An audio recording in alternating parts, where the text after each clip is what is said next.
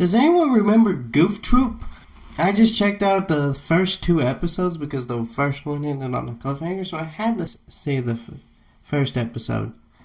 First of all, Goofy needs his driver's license taken away. Like, I know it's a cartoon, but Goofy has violated so many traffic laws and put his child in danger.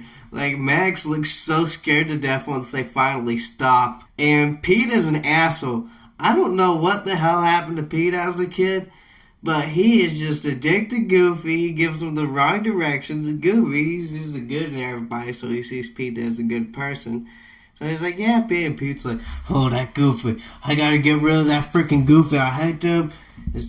They got germs and stuff. I just hate Goofy.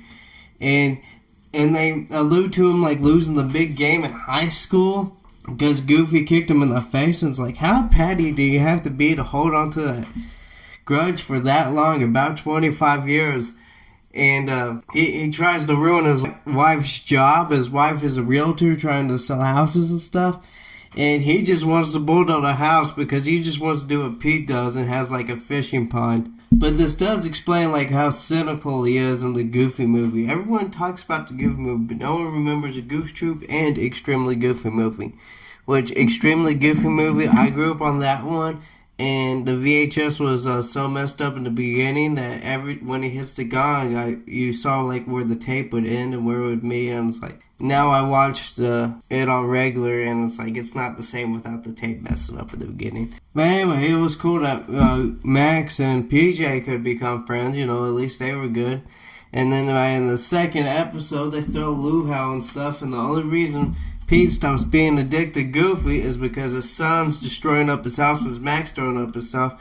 But it doesn't help that Goofy steps to Pete's level by encouraging their 2 sons to fight, thinking that they're doing something, but really their sons are just friends. But yeah, Pete is abusive to the animals too, and you know, I think Peg has a thing for Goofy, because Peg's like, oh look, Pete, I made you this shitty ass oatmeal. But I made Goofy this nice bacon and eggs, which was funny because it lit Pete's ass up, and Goofy's like, got any hot sauce?